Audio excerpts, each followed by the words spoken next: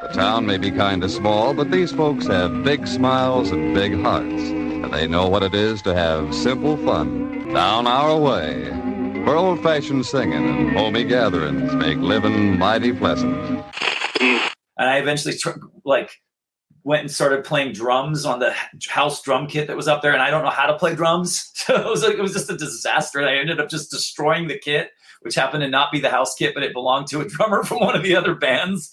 And he got mad at me and asked me for money, and I didn't have any money, so I rolled up like 5 $1 bills in a $20 bill, and I gave it to him pretending it was $100, and then I just ran out of there, you know. But so that band was just sort of ill-fated. Dave's rolling.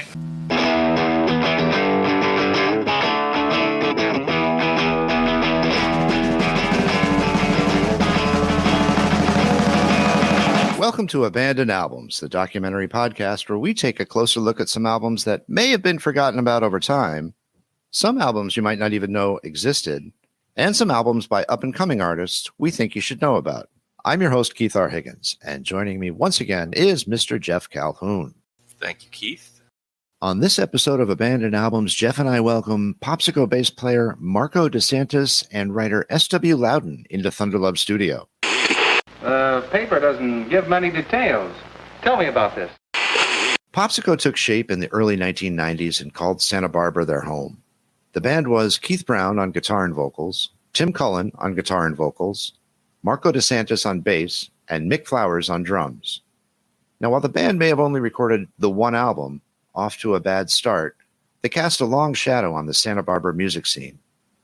Unfortunately, Popsicko suffered the ills of what many bands do, the infiltration of drugs. And just as the band was starting to get some serious industry attention, they went on a prolonged hiatus. That hiatus turned permanent in November of 1995 when lead singer Keith Brown died in a car accident. Jeff and I got the chance to speak with Popsicko bass player Marko DeSantis and writer S.W. Lauden, who was a very good friend of lead singer Keith Brown. The Popsicko album may be called Off to a Bad Start, but with the help of the remaining band members, Lauden, and Big Stir Records, its upcoming re-release tells me that bad start is going to turn into a strong finish. We cover a lot of territory in this episode, so strap yourself in for a great story. Here's our conversation with Marko DeSantis and S.W. Lauden. I want to welcome you guys here, and I want to thank Steve for reaching out and putting us in contact. I want to start by pulling a quote that you wrote, Marko, and the two would-have-beens in oral history of Popsicko, which accompanies the album. You said this, yes. You said this, and I quote, "It's quite startling how time passes. Days ally with weeks and gather in secret and conspire to become years that eventually join forces as decades. We've got all the time in the world becomes, where does the time go? A kind of peaceful surrender confronted by anyone lucky enough to grow older. Keith lived fast and unfortunately died young. So now it's up to the rest of us to show you what we did together. While he's still gone, we're still here. The music made will survive us all." That just smacked me right across the face. It's really, really great wording. And it's so fucking true. And it begs the question, why is now the right time to release the record? It's one of those things where even though you're still young and you're working on new things and you're excited, that's kind of our default setting, is to be like working on something new, being, kind of like looking at the past and going, yeah, one day I'll get around to writing a memoir. One day I'll get around to putting out that old music I put out back then. But right now I'm too excited about the stuff I'm doing right in front of me. I've always been a really sentimental, reflective type of person. I save all this shit. I have all this, I love that kind of stuff. Which is why I threw that Richard Hell quote in there that, memories are better than life, from his book Go Now, or it's like, I make the decisions based on sensing what will produce the best memory. Like sometimes I'm enjoying something in the moment, but I'm also thinking, how is this going to feel in retrospect too? But anyways, I think that's what happened. It's just one of those things, like me and Mick, our drummer Mick Flowers, and our other guitar player, singer Tim Cullen, and then, Steve Coulter here, who's, one of our singer Keith's dearest friends, oldest friends. We all just were, kind of thinking like, this music needs to needs to be heard by people other than the small little handful of people that have heard it. And none of us are currently like actively promoting any of our current projects or recent projects. So maybe this is just as good of a time as any, because you always look for those, like, what's the 20-year anniversary or the 25-year anniversary? And then it's like, after a while, you're like, who fucking cares? You know, it's just, this came out almost 30 years ago. Originally, we made these songs up and recorded them ourselves and then put it out ourselves. And then, you know, Keith died shortly after. He died in late 1995. And we all just kind of went on with our lives. And so it just seemed like, well, one day we'll get around to doing it. One day we'll get around to do it. There's never really the right time to do it. But all of a sudden, it just, I think what, Steve, you started thinking about Keith, and probably and it has more to do with Steve, to be honest. Probably what was the catalyst for this project. He had this idea to do kind of an oral history of the band and just kind of celebrate Keith's life in our hometown paper. And that kind of, you know, because me and Steve just are old friends and we just start talking, we're like, well, we should do something. We should expand it into something else. And maybe we could do a re-release and maybe eventually put out the unreleased stuff. And he had this relationship with this cool label called Big Stir. And we all just kind of got to talking, and they seemed really passionate about the music. And, you know, we were just like, you know what? No better time than now. Yeah, it definitely unfolded very naturally. I had the idea that I kind of always knew, because I owed Keith so much for sort of really changing the direction of my life when we got to know each other in high school and first started playing in bands together. That friendship and the bands that it led to, and the relocation up to Santa Barbara that it led to, and other bands and other formations of bands that it led to, completely changed the direction of my life. And I never really forgot that. And I knew I wanted to help tell Keith's story and the band's story one day. And I think the pandemic did get me thinking about it. I was also getting reconnected with new music for the first time in a really long time. And as I listened to this new music, I was like, God, the kids who listen to this would love Popsicko, or would love Nerf Herder, or would love all these other bands that we were connected to. And so the way it unfolded is I just texted Marko one day and said, hey, I want to do an oral history of Popsicko and just throw it up on my Medium page. You down with that? And literally, 2 years later, or 2.5 years later, it led to this point where there's a fully printed book, oral history. There's the first time on vinyl re-release. And we're doing things like doing podcast interviews together. And I think that it needed to happen that way. It couldn't be forced, and I couldn't be hired to do it. We had to do it because we meant it, and it meant something to us. This was purely a labor of love. It was never thought to be like, oh, this is going to make us a lot of money. We're going to get some licensing deals. It was just simply something we felt like we owed to this mutual friend that we have that, in different ways really did affect us.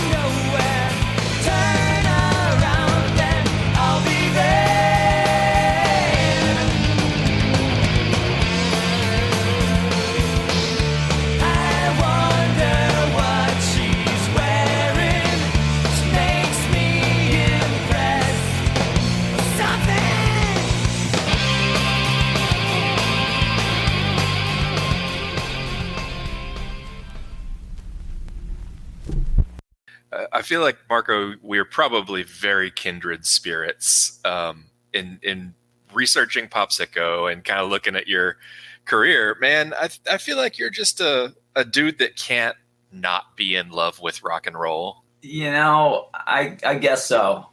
Which is a euphemism for I'm incredibly immature.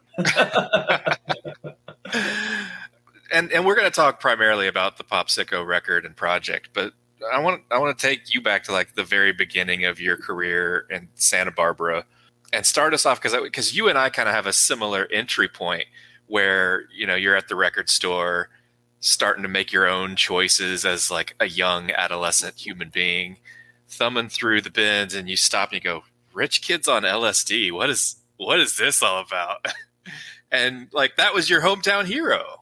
Yeah, that was, Santa Barbara's a pretty small town in Southern California. And, you have that weird, like, small town imposter syndrome. Like, you just assume, like, well, if all the real stuff that's happening is happening in LA or, probably happened 20 years ago in New York City or London or, you just assume that nothing that would ever happen in your town would ever be the official thing or the real thing.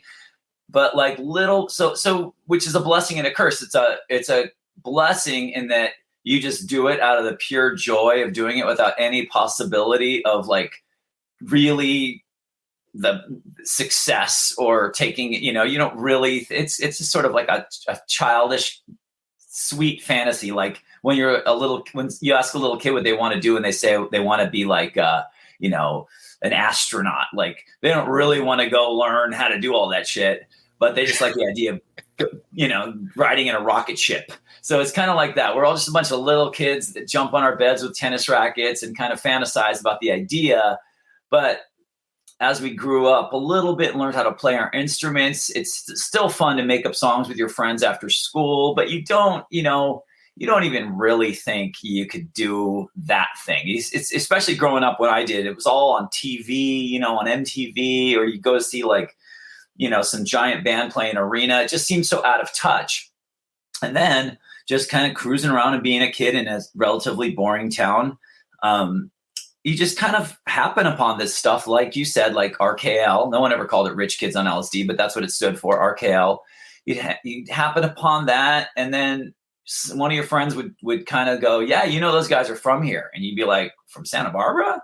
Like, yeah, they're from Montecito, which is the sort of fancy part of town. But like, and then you start to kind of read the writing on the wall, like in a weird, like 80s teenage hieroglyphic way, where you start to kind of go, oh, there's kind of two versions of music. There's like the stuff you see on MTV and see at the arena. And then there's this other sort of subculture that's going on. And I picked it up because there was a college radio station in our hometown called KCSB. There wasn't really a good radio station in our town, but then we found out about KCSB, which was certainly left of the dial. And it was, classic college radio station. And I just figured every city must have one where you have the monotone, disaffected radio host just going like, yeah, anyway, this is another one off of Husker Du's and Arcade. You just heard, like the guy just talking like that. And it just sounds really like unexciting. But then you hear the music and it's just it cracks open this whole universe and you realize there's this whole other world of bands. And then you start to see the little like shows and flyers and you just sort of figure it out. Cause kids today, we had to figure it out that way. It was all word of mouth and kind of like deciphering flyers and small newsprint week entertainment weeklies and trying to figure out what's going on, looking at kids that were a little bit older and trying to see what shirts they were wearing and then connecting the dots. And like all of a sudden we found this whole world of underground music and it just became a kind of, between me and my friends, it became an obsession. Hello there. A flood tide of filth is engulfing our country in the form of newsstand obscenity and is threatening to pervert an entire generation of our American children.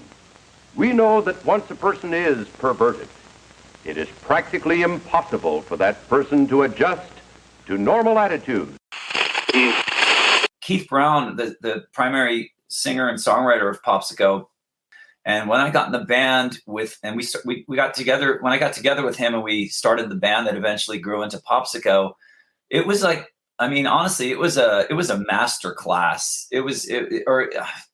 I don't know. I had started really young playing in my own bands and, I got to play in I got some, bands that got pretty, like for a local band, got pretty relatively successful. Like we got down to LA, we were showing our, showcasing for record companies. And I was like 17 years old. So I was kind of had this early start.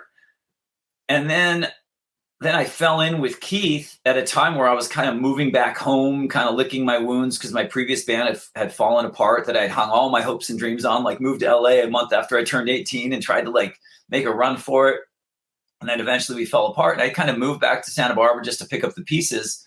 And I connected with Keith, and we just started playing together. And it was like, he kind of became my mentor in a way. I don't think he thought of himself that way. He probably just thought, okay, this guy's fucking got a big mouth and is willing to jump on the phone and seems like he can sort of play bass. So let's, whatever. Somehow we started playing together.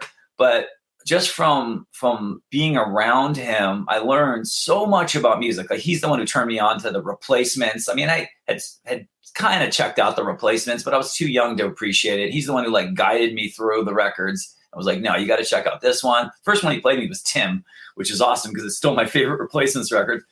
And then, turned me on to Big Star, really got me into like, we connected originally because we both really loved like Celebrity Skin, this great band, kind of unknown band called Celebrity Skin.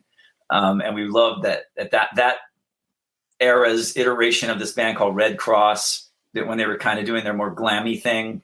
We both really loved 70s glitter, like Bowie and T-Rex and Mott the Hoople and the Sweet and stuff like that. So that was kind of our little bonding point. But other than that, Keith just started like, he got me into Big Star, got me into Robin Hitchcock. Like, he just knew so much cooler shit because he was only like 3 or 4 years older than me. But that makes a difference at that stage of life. Sure. Yeah, for sure. And just guiding me through like Soul Asylum. I had really dug into Soul Asylum. To me, it was like, oh, is that guy who's dating Winona Ryder or something? Exactly. So he really showed me a lot of stuff. And then he was really into gear. He had like this cool vintage guitars and like just knew everything about pedals, like, boutique, unusual guitar pedals and guitars and just even the way he dressed, the way he was with girls. Like, I mean, he was kind of just the cool older brother he was like the cool older rock and roll brother. And he was just a super cool guy, very magnetic, very, very charismatic, but also very kind of, for better or for worse, very broken and very tortured. And all that did for me as a huge music fan was just make me believe him. I was like, I'm in a band with a singer who I would have a poster of hanging on my wall if I went and saw his band play. Like, I look up to this guy and think of him the same way I think of like anybody else that I think is cool, like Iggy Pop or something like that, It's funny too, Marko, because even though Keith and I were the same age, he did that same thing for me in high school, right? Like, when I met him, I was into like 7 Seconds and the earlier Husker Du and like much harder punk stuff. I was in a band with him for 6 months, and I was into the Velvet Underground and real early glam Bowie and, getting into Alex Chilton. And, it really sort of changed that. So I think because he was such a consumer and such a huge fan of cool music, it kind of just rubbed off on you. I do want to tell a funny story that I was really excited when Marko and Keith ended up in a band together, because we moved from where we grew up in Hermosa Beach, Manhattan Beach, to Santa Barbara. And our high school band started playing in Isla Vista, which is the college town. And, we were just like so deep into Minneapolis for a bunch of Southern California kids. Like, we were like all in on the Replacements, Husker Du, and Soul Asylum. And, we wore the flannels and we wore the jeans and we wore the Chucks, which is funny because it was like our hometown outfit from SST Records filtered through Minneapolis and brought back to us. But like, I had grown up listening to like heavy metal because of my older brothers and stuff, and then had found this music and we were really into that. So we moved to Santa Barbara. We're playing all these parties. Keith was always really ambitious, and he really wanted us to start playing downtown.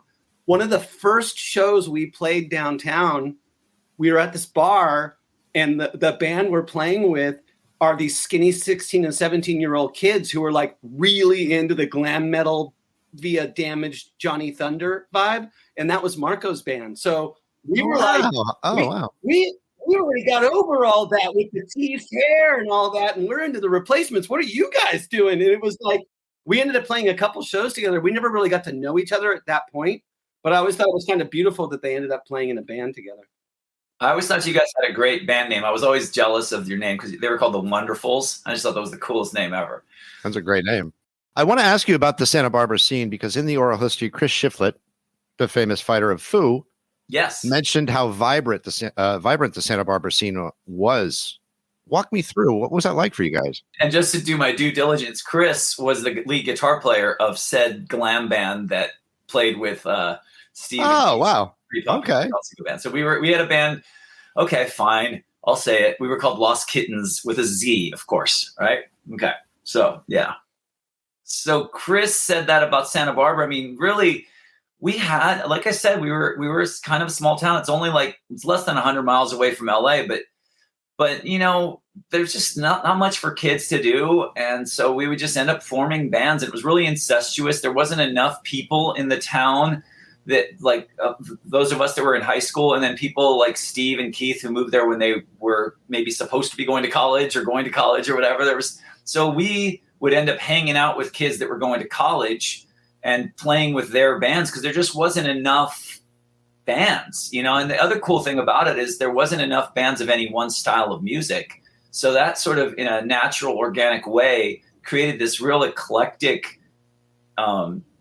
beautiful scene, almost like when I've studied about things like the early New York scene in CBGBs, where you got like the Ramones and Talking Heads and Blondie and like Richard Hell, and it was kind of like that in Santa Barbara. You'd have some heavy metal band playing with some like rockabilly band, playing with a punk band, playing with a band that sounds like REM or something like that. It was really wonderful in that respect. But we all would just kind of like share bass amps, share girlfriends, share practice spaces, play on the same shows.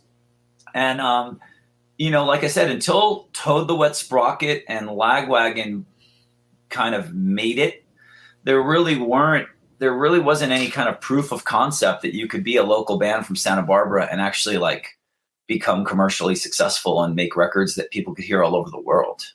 I have a flyer with Toad the Wet Sprocket and No Effects on the same flyer. What? It's very emblematic of what the Santa Barbara scene was like. It was just basically like there was two Santa Barbaras. There was like the downtown clubs with like the older people in bands that would play that, sounded like Jack Mack and the Heart Attack, like just total fucking crap, typical like small town local bands. And then there was the like scene in Isla Vista, which, Steve had mentioned, we called it IV, where you would play this place called the Red Barn, or you would play in driveways. And then like little by little, we would start to develop in those street shows and then eventually start to get brave and go downtown and say, hey, we're too young to get into this place, but can you have us play? And you said you played driveways. Now, was that the name of a bar or a club, or was it actually driveways? Actual driveways, because you didn't have basements in California, So like the idea of a basement show wasn't really going to happen, and there wasn't really backyards. So when you play out in IV, you basically the play was this: you go after school, after you got out of high school, and you go to IV and you jump on your skateboard and you just skateboard down like there's 3 streets. There's Trigo, Sabado Tarde, and Del Playa that run parallel to the cliffs that are over the ocean. And you basically just find some college student who's like out like washing his car or just, hanging out in front of his house. And you'd be like, hey, dude, if we pitch some money for a keg, can you have a party on Friday and let us play in your driveway? And they were like, yeah, like it was like no real negotiation. It'd be like, oh, hey, John, is it cool if these guys buy us a keg if we move our cars out of the driveway? And that sort of constituted a performance agreement. And we would just write down the address, and then we'd go to Kinko's and make flyers. So that was like how we all kind of grew up. You know how serious the juvenile delinquency problem has become. Now, if you have some suggestions to offer, we're willing to listen to you. What can we do? And what can you do to prevent juvenile delinquency? You tell us. Was it Keith that auditioned for Pennywise before joining Popsicko? Well, I'll let Steve take that one. Yeah, the town where we grew up, where Keith and I went to high school, was the high school where like Circle Jerks went, Descendants went, Pennywise went. Like it was like rock and roll, punk rock high school for sure. And Tracy Lords? What's that? Tracy Lords, right? I think she lived around. I don't know if she went to our school. I can't remember. she was definitely around the scene. Our high school band was called the Hoods. That band later became the Wonderfuls. Keith left that band. He quit high school early. He like tested out of high school. And next thing I knew, he was trying out for like the scariest group of dudes in our neighborhood who had started this punk band. And which was funny because Keith was always a pop guy. And suddenly he was singing like really straight up hardcore stuff. And they were great. Like I was kind of like, it was unbelievable to me that guys in our neighborhood could play punk that well. I don't know why I should have been surprised. Like SST Records was around the corner. But he played with them for a little while. But as Fletcher says in the oral history, he started writing love songs and those guys were like, and they ended up parting ways very early. I think Keith fighters, not lovers. Keith, I think, recorded maybe a couple demos with them and maybe played like Madame Wong's and a couple of backyard shows, but he was out of the band pretty fast. And that was before Pennywise. It was before Pennywise became like well-known and famous. Yep. This is when they were like in their local band era, yep. Right? Now, Steve, you mentioned the name of the band in high school was the Hoods. Now, was that with an S or a Z? We like I said, we weren't into the whole hair metal thing, so that was with a straight up S. That band was also called the Elephant Men and the P-Bombs. And if you grow up at the beach, you would know what a P-bomb is. You lay in the sand and you pee, and then you throw it at somebody. Oh my! I think I missed out growing up in California. Yes. That would have been fun.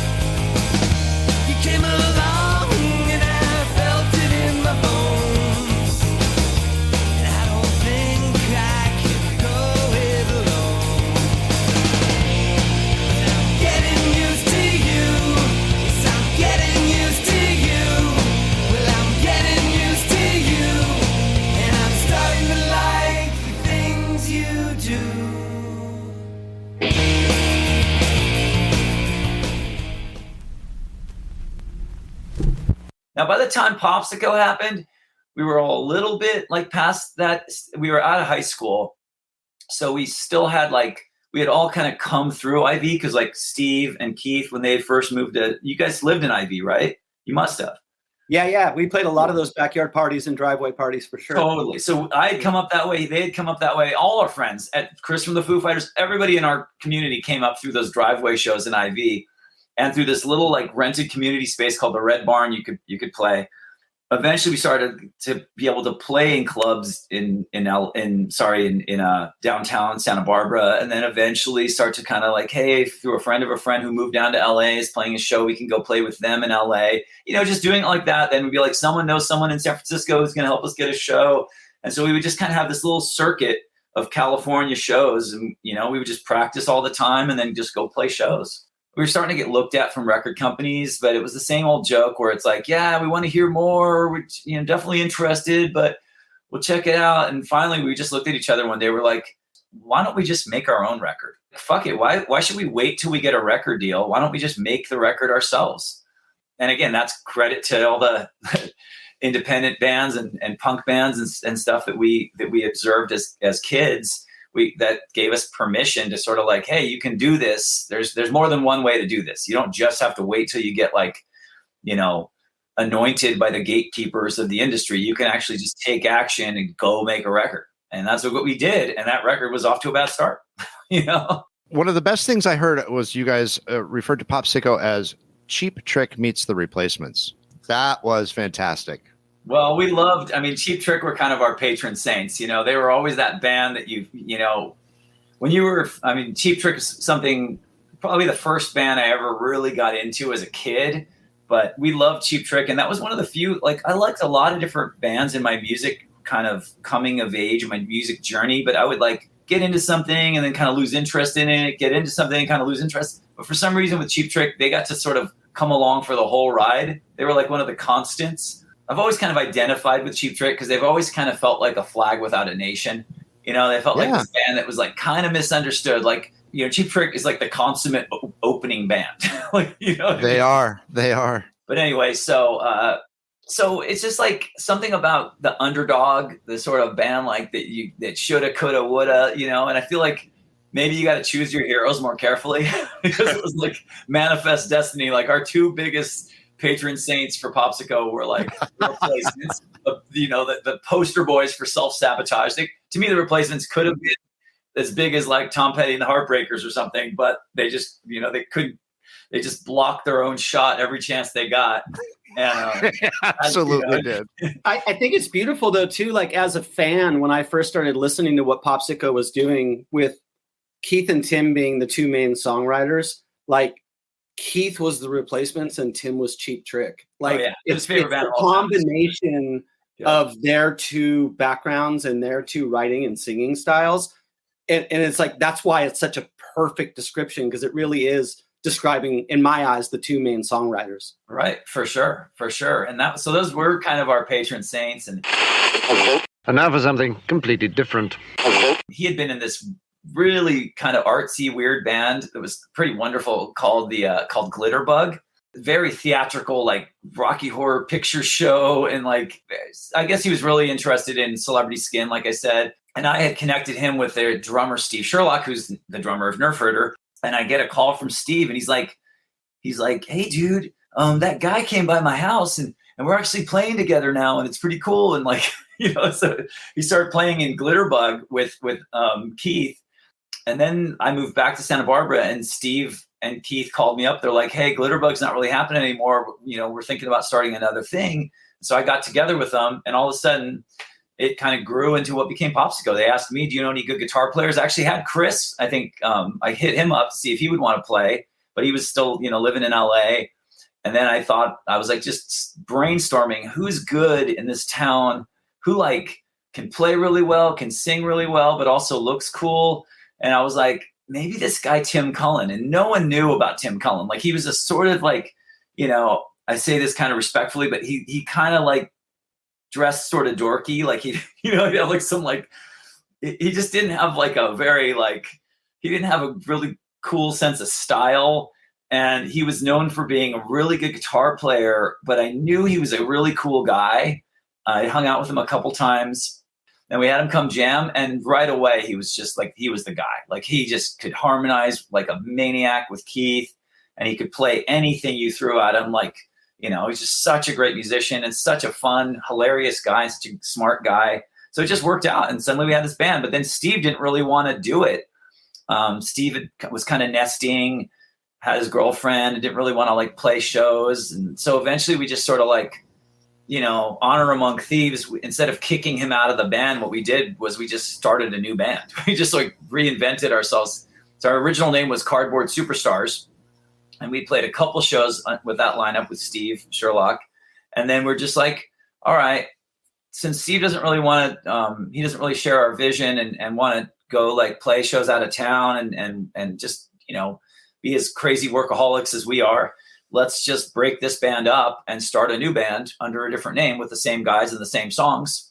And we sort of, at that time, we sort of used that as an excuse to sort of change our vibe a little bit and kind of indulge more of the like, you know, more of the Replacements-y side and let go of a little bit of the celebrity skin, David Bowie-ish, more theatrical side.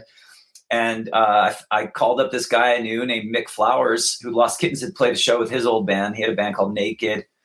And I just had his phone number in my like little, you know, back in the 90s, you know, my little like address book. And I found Mick Flowers and I couldn't get him on the phone. Like it was impossible to get him to call back. You'd leave a message on his answering machine and he wouldn't call you back. I found out where he lived, and I kind of like staked out his house until I saw him walk out of his door. And then I just went up to him and was like, hey, dude, I've been trying to get in touch with you. Like, as soon as like me, Keith, Tim, and Mick started playing music together, it was just like, fuck, this is so meant to be. I found the band that I'm going to like have a, you know, I found the band. I found the one. This is it. And honestly, I still think, and this might be delusions of grandeur or whatever, but like, I honestly think that had Keith lived and overcome some of his situations that he had gotten himself into, we would probably still be a band right now that's like playing with like, you know, playing at some festival somewhere, you know, on our, you know, we'd probably be one of those bands. Popsicko kind of got cut short, you know, which is a shame, but I'm glad we recorded it. I'm glad we documented it. And I'll let the music do the talking. People have to listen to this record and decide for themselves. What a perfect segue into stepping into the tunes. We're going to talk about some specific cuts off the record. And we've already name dropped some of these references, but as I was scribbling down notes, you know, going through, listening to the record, next to No Better Time, I've got Cheap Trick and I've got Soul Asylum. Take me into No Better Time. It was written by Tim Cullen, who's our, you know, lead guitar player, whose favorite band of all time easily is Cheap Trick. So No Better Time, I remember when Tim showed us the basic idea of it, and it was like this really cool, I don't have a guitar that's in tune right now, but like it's a really cool chord progression where you like, you know, you kind of start out with just holding a little like D chord, and then you just move your pinky, you know, and kind of create a sort of a B minor vibe into it, you know. So it's a cool like descending chord progression. And honestly, I think at the time we were really inspired by probably Big Star via Teenage Fan Club. So that song to me is like our Teenage Fan Club-y song, you know? I would say that Keith and I probably saw Soul Asylum in the late 80s about 12 times. So like we were really massive Soul Asylum fans. And to this day, some of the best shows I ever saw, those guys were unbelievable live, going from like While You Were Out into Hang Time. And we were just over the moon about them. So, but, you know, as far as No Better Time, for the record, you know, really that's just pure Tim Cullen. Like he has such a great pop sensibility.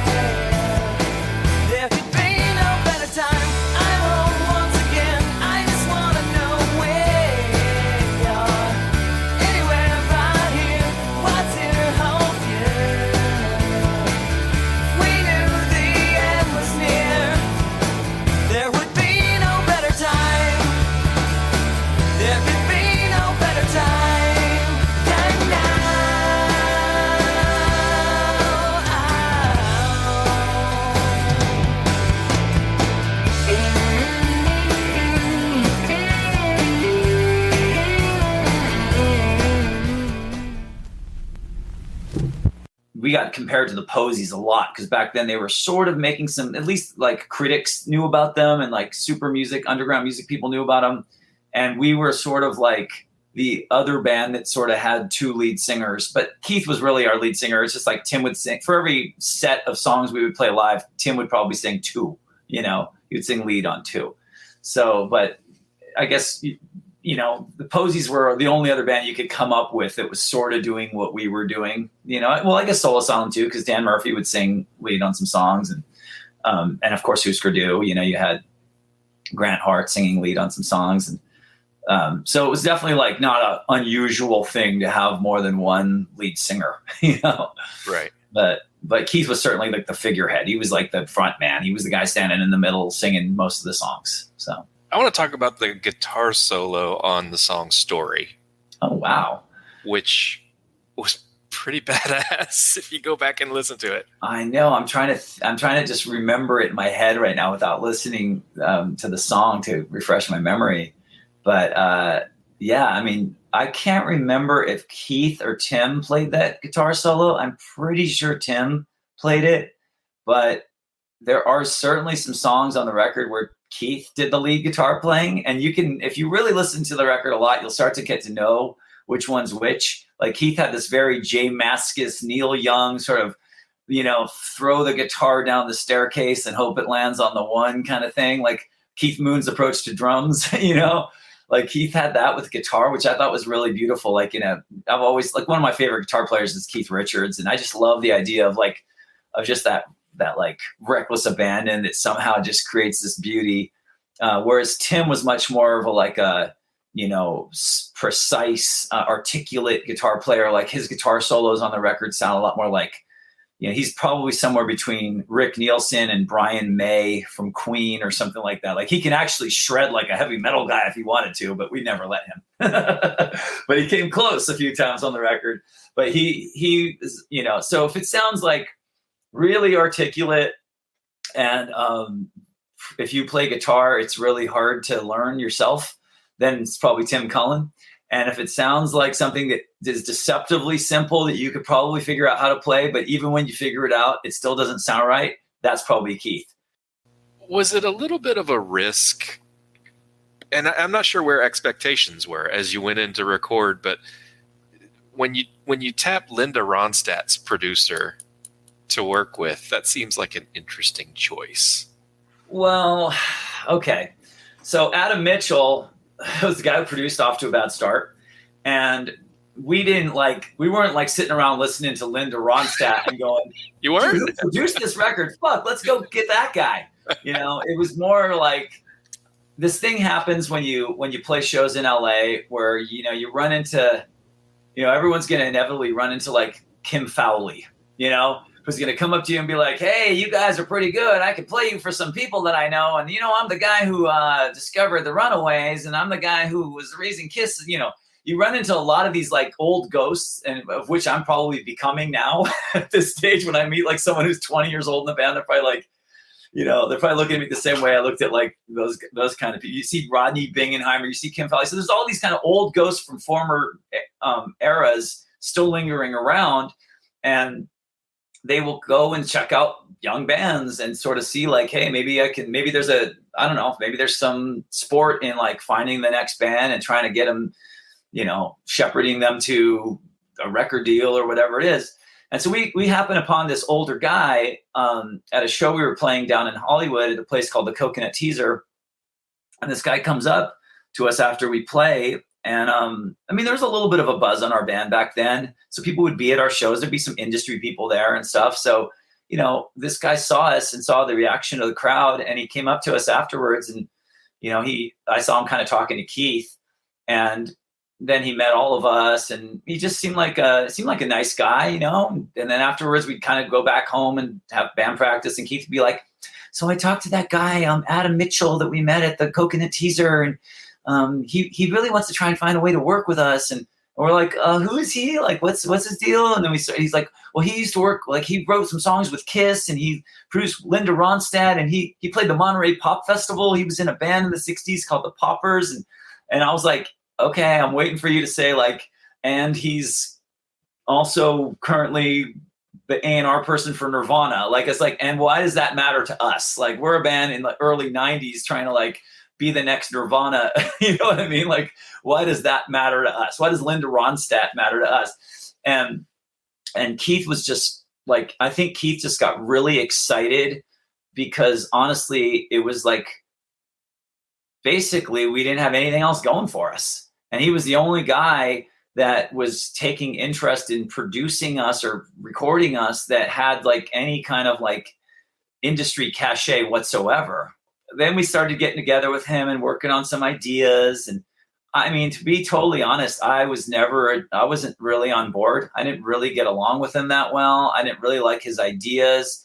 I felt like I was probably a little bit jealous because I felt like he had Keith's ear more than than mine. And I was like, oh man, this guy's not gonna, I felt like I was bringing out the best of Keith, and this guy was going to bring out a side of Keith that was going to be like, okay, so what do I have to do in order to become successful? And I didn't want him to like take away our edge. Like I didn't want him to, I was really protective of our band. And I was worried that this guy from another era was going to come in and sort of file off our burrs and our edges and all the things that made us kind of raw, really Popsicko. So I sort of had my guard up. I sort of had this chip on my shoulder. And then little by little, once Keith was like, look, I really want him to produce the record, we all sort of just came around to it. And we started making the record. And, honestly, it felt kind of cool. We were recording the record to tape, and we had this guy who had like made legit records, and he knew the process. I mean, none of us had ever been in the studio before other than just like small little places to make demos. So we didn't really, honestly, we just needed somebody to sort of be our guide through the process of like, what do? You do pre-production. What do you lay down for, I guess, basic tracks? What's a guitar part? What's a overdub? Like what order do we do all this? Like we were just kind of learning, and he was showing us the way. He was kind of this older guy that could show us how to do it. And I think bands make their best records when they have a producer, because bands can be their own worst enemies. You can get so precious about certain things, or like, it's hard to see the forest for the trees. And so it was really nice to not only have a producer, but have a guy who wasn't like some young, cool dude who was like our peer. He was kind of this like older sort of arbiter of good taste. And he was just looking at like, hey, is this in tune or not? Is this in time or not? Is this the right tempo? Is this song, are these lyrics good or not? Like he wasn't thinking about Nirvana and thinking about all the stuff that was happening at that moment. He was just thinking about the history of music and how can I make a record that's going to be timeless? So in retrospect, I'm like, I feel like it was this huge blessing in disguise that we ended up getting our record produced by this guy.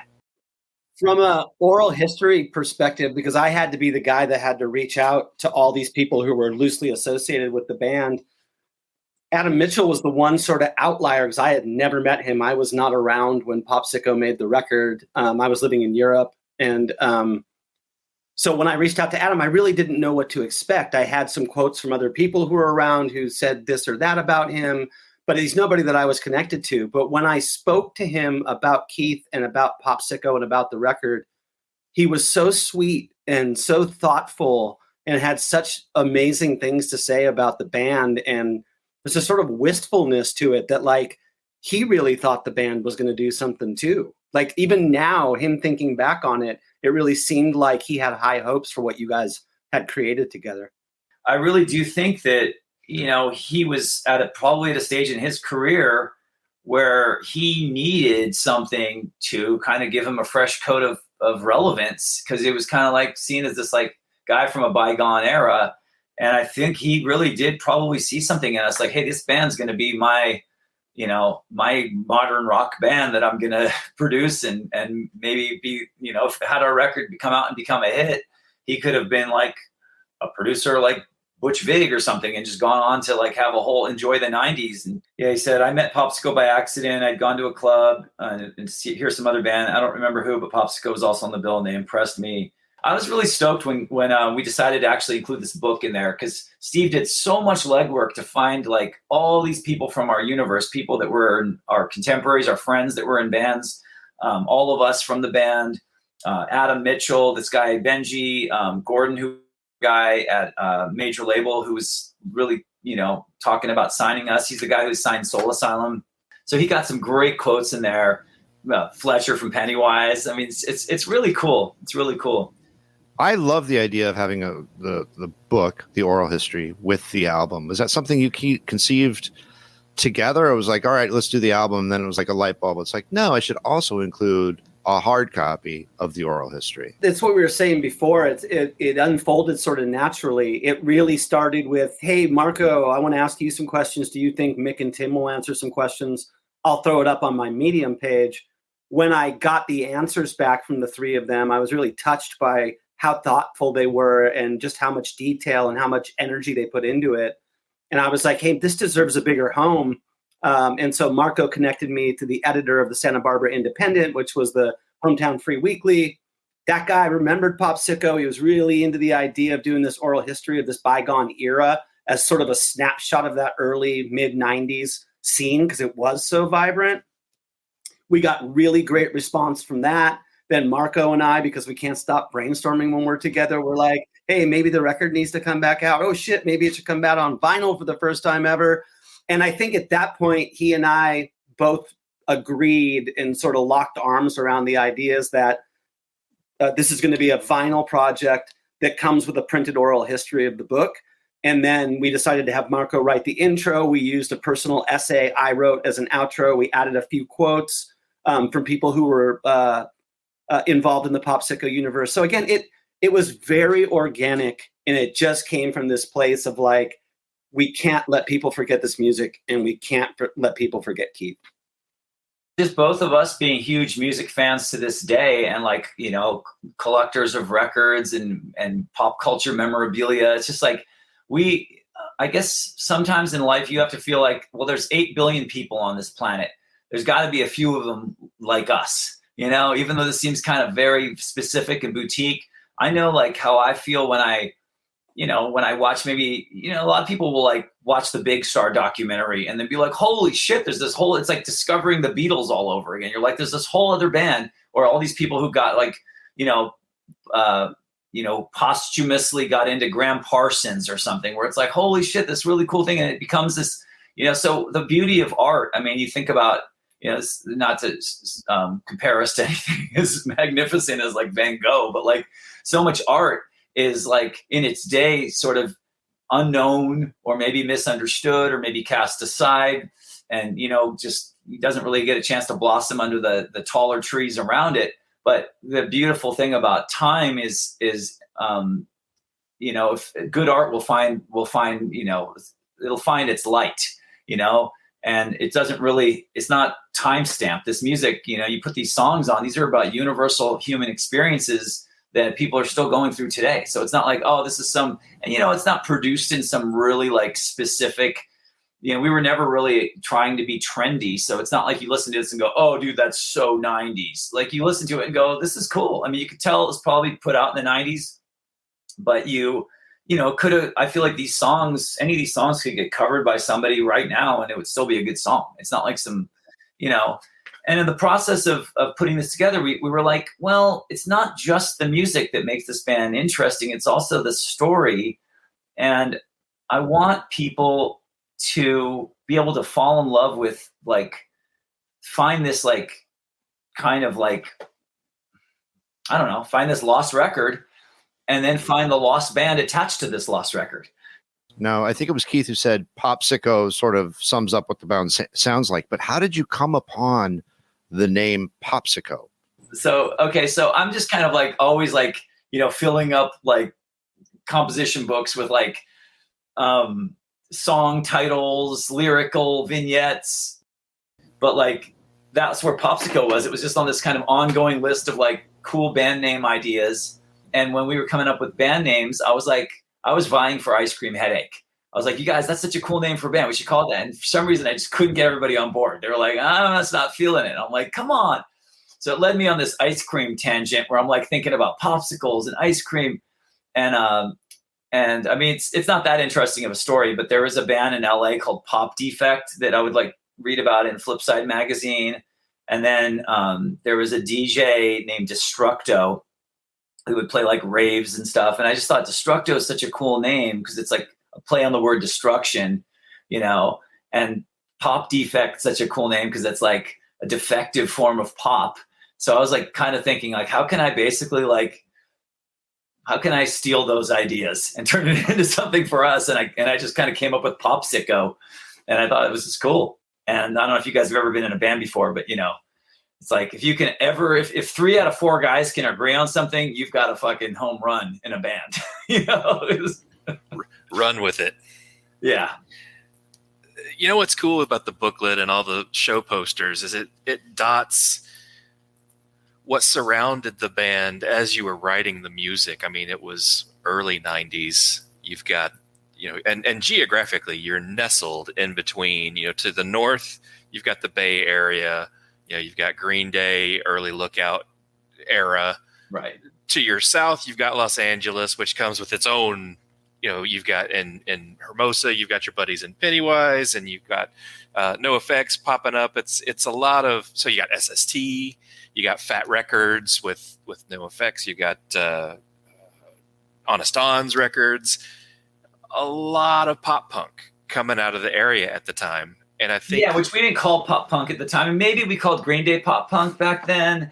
But the only band we really called pop punk back then was probably the early Goo Goo Dolls, when they were like on Metal Blade Records, and they basically were trying to be the Replacements. Yeah. But what really like inspired us, aside from our roots with the Replacements and Cheap Trick, what really was like one of our biggest driving forces was the success of Nirvana.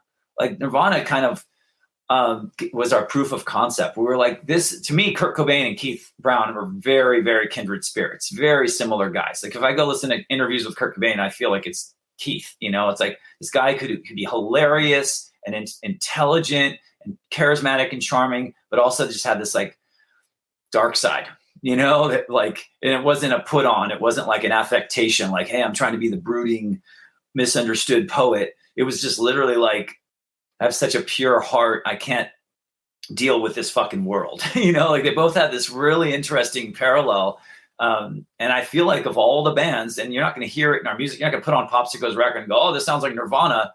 But I feel like they were really like,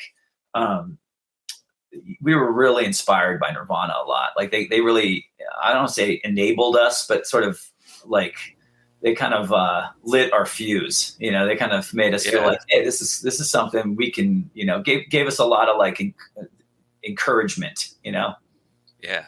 I want to step back into the record for one more song, which is Starless. It's so interesting to me. You're sharing the stage on these bills with Green Day and these other bands, Weezer. The song Starless takes me someplace completely different, which is I still get that Soul Asylum vibe, but I also get notes of, I get Hoodoo Gurus, that Australian band that want to talk about great power pop. Yeah. Hoodoo Gurus are a fantastic power pop band. And the Connells. So totally opposite sides of the world. You got Australia, you've got... I don't know. I mean, Steve probably knows Keith's record collection better than I do, but like, I don't know if he was aware of those bands, but I remember that song being inspired by, we sort of had this, I mean, our band certainly didn't have this kind of Americana element that really showed in our music too much, but we all really loved that record, Hollywood Town Hall by the Jayhawks, that came out, which was like the guy who produced, George Draculius, who had engineered the Black Crowes first two records. Was kind of a protege of Rick Rubin, and he produced this amazing record. It's like, to me, it's like that, those Hollywood Town Hall and whatever that other one was, Tomorrow the Green Grass, the one after it, these really great records. And for some reason, we all loved them. I think Keith liked it because it reminded him of Neil Young.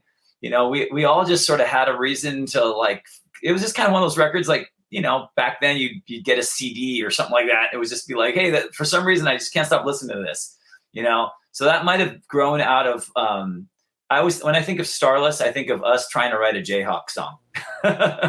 Hell yeah, that's perfect.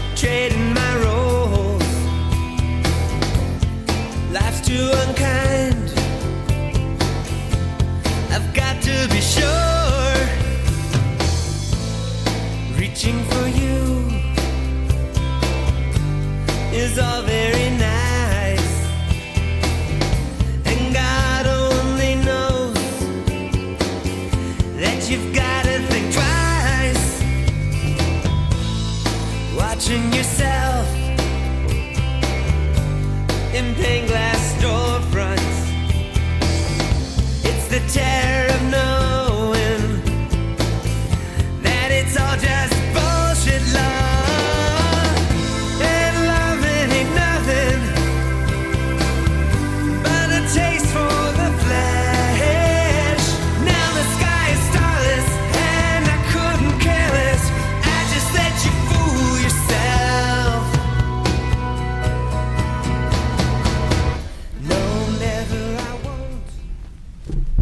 So did the album actually come out?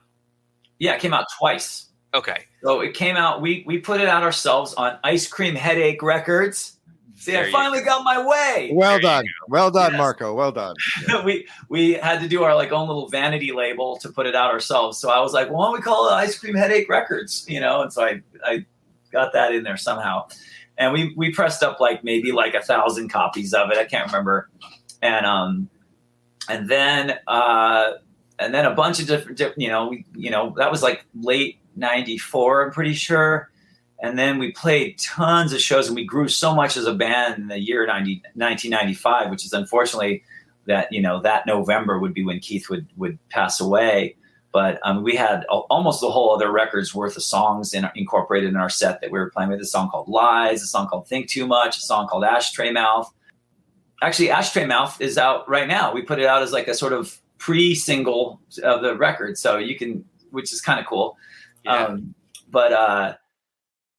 So we did all these things. We did these gigs, and then this none of the major labels really came through, and we just kept on grinding. And eventually, this like guy who was doing an indie label through like some other sort of small indie label in LA was like, "Hey, I wanna like put out this record," and we were like, okay, fuck it.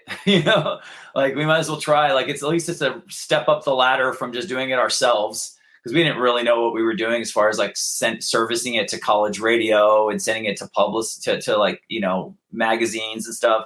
So we kind of took it to a certain degree on our own. And then we were like, well, what have we got to lose? Let's do this thing with this small indie label and see if this guy wants to put some energy into it and see what happens. And then in that period of time, this is kind of a weird, dark chapter of the band, is when, this kind of, we had this sort of dark secret in our band that had been getting worse and worse. And that was that Keith had become a drug addict. He had gotten strung out. Again, we were like looking up to Nirvana, and Keith was never one to do anything halfway. So he's like, let's go, and unfortunately he got really into drugs, and it really kind of, it's a shame because he was such a strong guy and such a smart guy. But, it really, we watched it slowly sort of overtake him, and we'd go do showcases and meet with labels, and he'd be sort of acting kind of weird, and it was a shame because he's such a talented guy. And we had so much going for us. And eventually, we had done South by Southwest. We were about to go up north and do what they used to call, I think it was North by Northwest. And we were going to do CMJ. We had all these things. We were going to do 5 shows with this band called Face to Face, which was kind of a punk band. But we had all these things on the books, and things were really moving fast. We had showcases with labels, and then Keith was just deteriorating. And one day we just had this meeting where we're like, me and Mick and Tim kind of got together, and we're like, God, it fucking sucks to have to do this, but I feel like we are being really irresponsible to just keep on, like, the band's moving so fast right now that, like, there's no logical time where this is ever just going to take care of itself. So we kept saying like, well, after we do that show with Green Day, or after we do that South by Southwest, after we do this, then after we have the meeting with Columbia, and then finally we're like, you know what? We just have to cancel everything. We just have to literally cancel everything that's on the books. And we just got in a room with Keith, and we just did the and we didn't know what the fuck we were doing. We did the sort of like intervention, but we didn't have like a professional with us. We just sat there and we're like, dude, we can't do this until you get your shit together. Your drug problem is becoming a liability for the band and for yourself. And I never really talked about this before. Hopefully this is disrespectful to him or anything like that, but I think it's important to know. And, it's not someone's fault if they become a drug addict. It's just like, it's not your fault if you get cancer. It's not like, well, you're the one who wanted to fucking eat Wonder Bread when you were a kid. Or, it's like, it's a disease, and anyone can fucking catch it. Lots of people get it because they start taking pain medication and then they accidentally never wean themselves off of it. There's no shame in being a drug addict. And unfortunately in society, there is a lot of baggage that comes with it. So people do feel shame, and there's a lot of help for people who fall into that. And, at the time we were just like, dude, kind of just an act of tough love. We're like, we care about this band too much. We care about you as a friend too much. And we got to just stop everything. And then, unfortunately he didn't take it very well. He got really defensive and really offended and kind of thought we were being ingrates. He's like, after everything, cause he paid for the record. He's like, he felt really, really like, which is a natural response when you're the one who's being called out for something that, probably deep down inside you're guilty of, it's that sort of fight or flight syndrome kicks in, and he got really mad at us. And then we just had this kind of ugly little falling out where we just didn't even talk to each other for a while. And Keith went and recorded a song by himself with some different musicians. And we had this really weird kind of thing with the band. And for a while it was like, we kind of felt like it was over. And then little by little, we would start doing shows together again and working it out. But then it just never really felt quite right. And then Keith, we found out, was putting out the record that we had done, that independent record company. We found out he was putting the record out, but he had taken Tim's songs off of it and changed some of the artwork. So we started seeing that like maybe he's like trying to recast this band as like something that was, like maybe he's plotting and scheming to like replace the three of us or something like that. And so it just created a little bit of a weird thing. And we were just trying to find a way to repair it. Tim and I had formed this like band together on the side called Cooler. And we were starting to do some shows, and we were having a lot of fun, and a lot of record companies that were interested in Popsicko were coming to see us. And we were like, well, I don't know, maybe we just have to let it go. Like, we didn't really know. We didn't have like closure. We didn't really know what the future for Popsicko was going to be like, but we knew this record was coming out. And, sadly enough, that record was slated to come out in late November, and Keith was running down to LA back and forth to like meet with the guy who was going to put it out. And he was trying to get his shit together. Like, he would be sober for like a week, and then he would get nervous because he had a really important meeting in LA, and maybe he would come back to Santa Barbara and use, and then go back. And unfortunately, long story short, he was on his way back to LA to have a meeting about our record, and he was in a car accident, and that was it.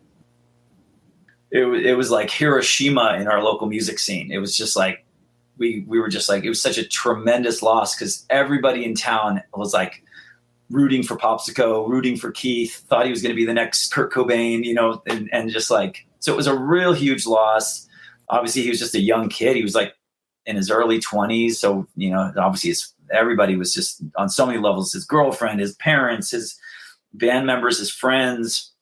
It was a real sad loss. And the record came out 2 weeks later. And the record happened to be called Off to a Bad Start, So it was kind of we just kind of went, oof, I don't know, man. There was really no happy ending.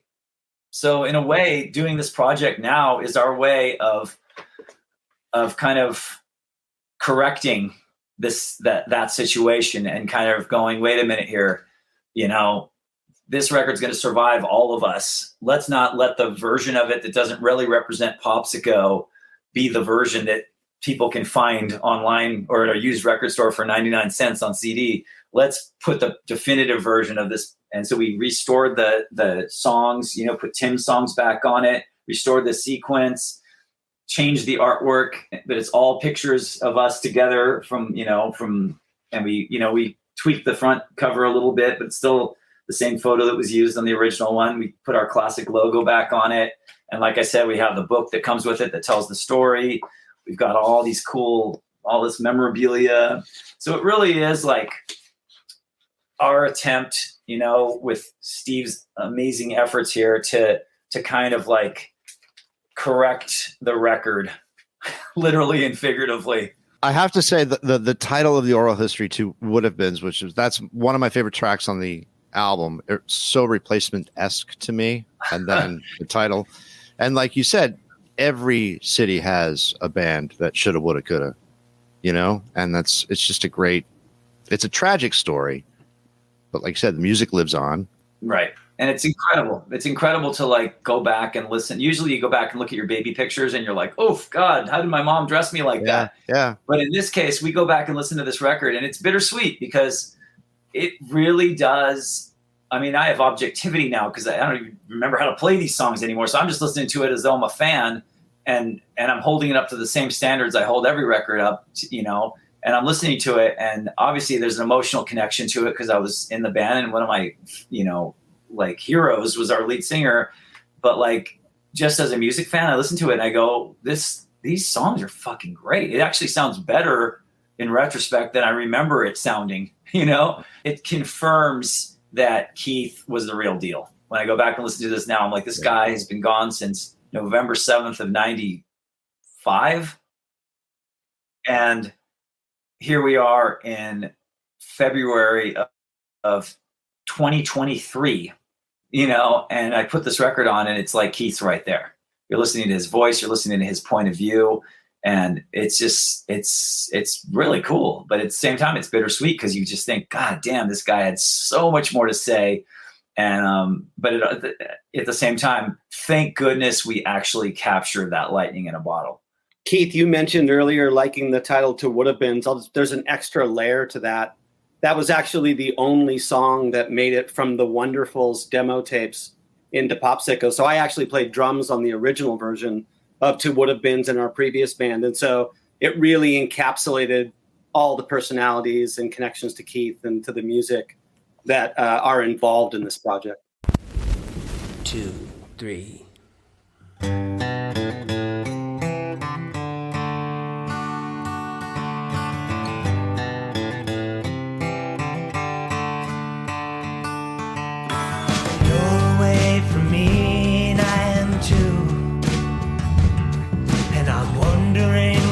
What I should do. If I slow down and look around, I might as well have stopped. The aspirations I once knew, mixed up and forgot. So I'm sitting on this bar stool, I put my money down my throat. And if you walked in, I'd show a grin, my wretched curse be broke. I'm stuck here with myself and all the things that could have been. Don't you see it's you I need to bring my soul back in, to bring my soaking soul back in.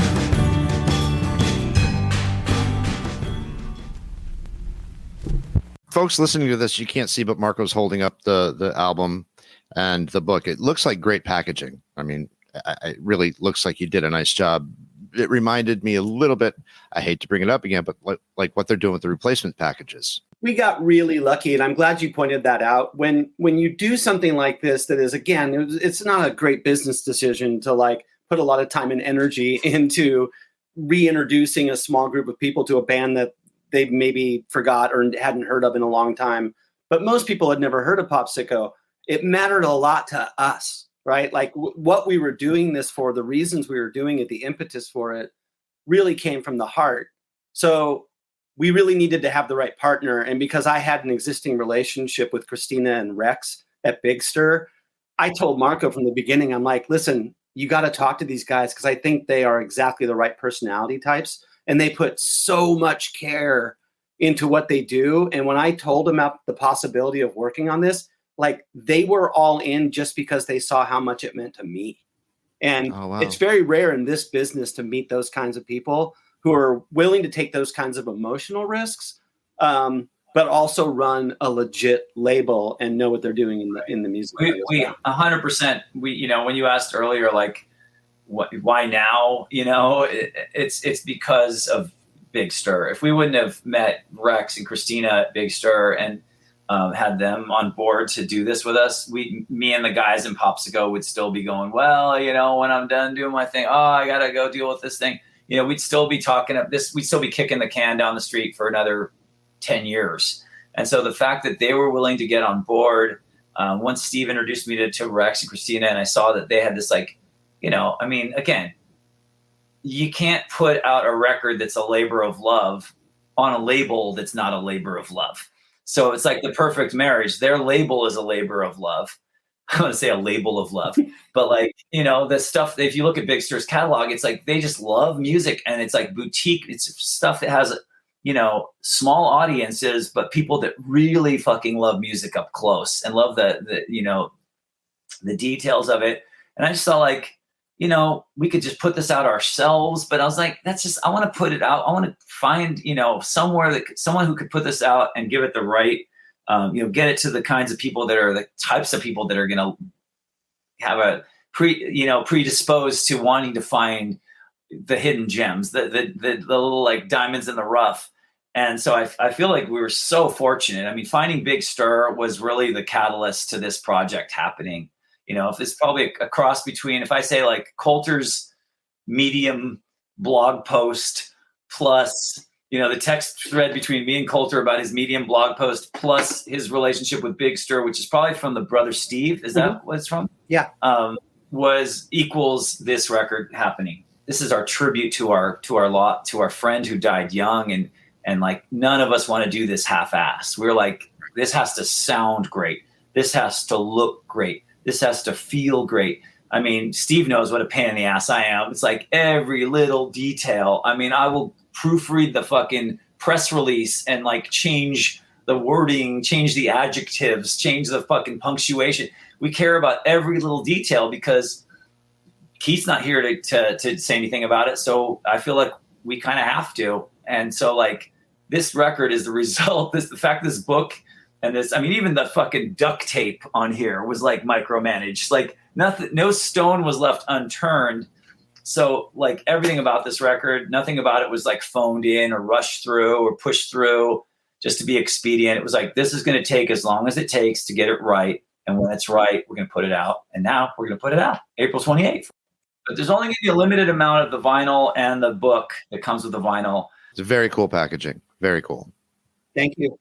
Give yourself some credit. I think if Tim doesn't go on to form Summer Camp, if Marko, if you don't go on to play, geez, let's do the resume. The Ataris, you were in Bad Astronaut, you play with Sugar Cult. I mean, you've had a measurable amount of success on your own, and that Summer Camp record is. Oh yeah, Summer Camp Pure Juice is great, and the record they made after it that never got put out is fucking phenomenal. I wish you guys could hear it, but yeah. Well, maybe you guys can put us in touch with Tim, and we'll do an abandoned albums on that lost record. Oh man! But between the surviving members of the band, you guys have all gone on to have prolific careers and gather your own fans in your own right. So there is an audience that this record will have an orbit with, and there will be people that it finds its footing with. So I think it's a very cool thing to do. I hope so, and I want to just make that point since you bring it up that like all of these things that we did, these subsequent things that we did are connected to Popsicko. I want you to know that all those things we did, even Nick when he played in the Rentals, he met Matt Sharp when Weezer played with us and with Popsicko a few times. We played with them in LA, we played with them in Santa Barbara, and so he knew Matt Sharp, and that helped become the reason why he became the drummer in the Rentals for a little while, because it was like, dude, I actually knew you from a previous life.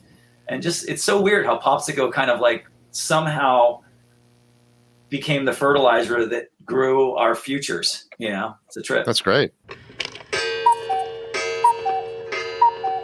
Before we wrap up, I want to ask one question. What are you guys listening to now? There's a band out of Kansas City called The Whiffs that I really love. They're like garagey, punky, power pop. They're on a label out of Virginia called Dig Records. There's another band on that same label called Paint Fumes. And I'm really into this band from Philadelphia called Second Grade, modern power pop, really fantastic songwriting, great energy. So definitely all in the power pop vein. Steve's been nailing it lately with like digging up really cool new bands. He just turned me on to two bands that have quickly become bands. I'm like texting all my friends. I'm like, you got to check this out. This is so cool. And again, to me, it's not just about the music. It's always the context is always important. And if I know that there's like a scene developing or a new movement, and especially when you find out that they're super young, he turned me on to this guy who's like 18 or 19 called Billy Tibbles. You heard of him? Dude, no. Look, Tibbals. Go look it up after this is done. Other band Steve turned me on to called the Uni Boys, UNI. one of the absolute hands down best records of 2022. And they're like these guys in their early 20s who are just playing like straight up hooky rock and roll. And there's like this whole scene forming around them in LA. It's amazing. I know a lot of these because I interview them for the Big Takeover magazine, who I do a lot of writing for. There's a Minneapolis trio called Loki's Folly, and it's 3 siblings, 21-year-old singer, 16-year-old drummer, 12-year-old bass player. And they have a song called Beaches and Peaches. It's their first single, and it's like the way I describe it to myself is the Slits meets the Tom Tom Club.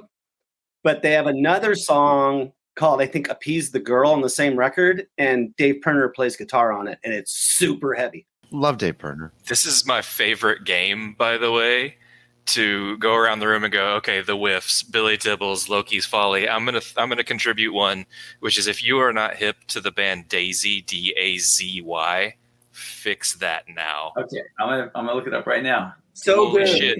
So it's good. it's like the Cars and the Jesus and Mary chain had a love baby that turned out perfect. Yeah. Oh shit. I was actually just trading emails with that guy James Goodson a couple of days ago. I had interviewed him for the Big Takeover. That record blew me away. I'm 100%. I can't stop. I can't stop listening to Yeah, it. so good. Well, listen, I want to wrap it up here.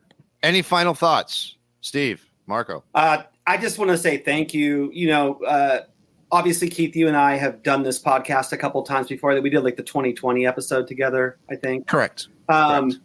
When Marko and I started talking about this and it seemed like it was going to come to life, I was like, oh man, we got to go on the Abandoned Albums podcast. This is like exactly what this show is made for. And on top of that, Keith's a really cool guy. So, dude, you and Jeff have been really cool to do this and let us talk about this for 2 hours. And I can't thank you enough for giving us a platform to be able to talk about this project that means so much to us. I can't agree more, and I really appreciate you guys taking the time and energy to listen to all my fucking wild ramblings about this. It's obviously like something that we are so excited that this is being able to see the light of day, and it's just, you know, it's a story that needs to be told. It's music that it's a record that needs to be heard. And, you know, above all, you know, this is, to me, it's just our duty as people that we're lucky enough to be in Keith Brown's all too short life to do whatever we can to kind of like be sure that he is just not lost to the sands of time. And this is the only way we know how, you know, to put out a record and a book. And it's a good record, and it's a great book. Well, thank you very much. I mean, this is, you know, to meet two guys like you who are passionate about, you know, unknown music, to have a whole podcast about it and have it resonate with you is like exactly just like, it makes it all worth it. You're just like, if I can have 40 other people just like you who like this record, then I'll feel like we were fucking superstars. You know, it's just, you know, gets out there, and then, you know, you'll tell your friends about it. People listen to this and tell their friends about it. And that's the beauty of word of mouth and great records that you know, need to be talked about and listened to and passed around. What's that old commercial from when we were kids, from the shampoo and so on and so on and so on? It was so good, I told 2 friends about it, and they told 2 friends, and so on, and so on, and so on. Be sure and get the original. I don't remember that one. You're dating yourself, homie. It was in black and white. We had this little... No, I'm just kidding. Yeah. Well, thanks a lot, guys. I'm going to end my recording now. Many thanks to Marko and Steve. Our theme song is Rocket Sled by Blip. Abandoned Albums was recorded at Thunder Love Studios. Produced and written by Keith R. Higgins and Jeff Calhoun. Engineered and mixed by Steve Beasley with the help of Mike Hunt. Edited by AJ Royce. The songs you heard on this podcast were all taken from the Popsicko album Off to a Bad Start, and they were Nastasia, Getting Used to You, No Better Time, Starless, and Two Would Have Beens. The album comes out on April 28th on Big Stir Records. It will be accompanied by an oral history of Popsicko's all too short career. Be sure to check out the links in our notes section. Original music by Mike Pellegrino. If you like what you've heard, please be sure to subscribe and leave us a rating. It really does help. Thanks for listening. At Twitter, we are at Abandon Albums, and on Instagram, we are at Abandon_albums. Grazie. Bailey Leaf. Rob Janicki. Mike Pellegrino. Therina Vella. Ronnie Barnett. S.W. Lauden. Michael Janicki. Peyton Janicki. And our executive producer, Rufus Thunderlove.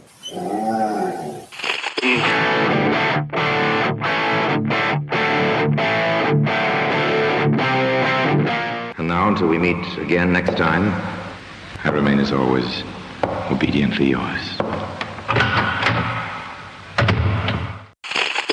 Abandon Albums is a production of Paw Print Media.